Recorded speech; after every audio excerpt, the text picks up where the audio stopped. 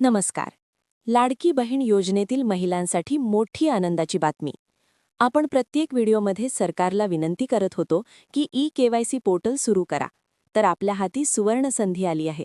सर्व लाडक्या बहिणींना यश मिळालं आहे. आता खटाखट पैसे खात्यात जमा होणार.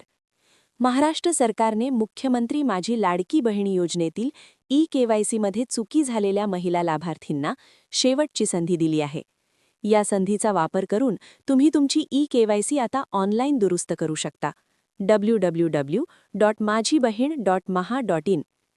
ई-केवायसी सुधारणा करण्याची अंतिम तारीख 31 मार्च 2026.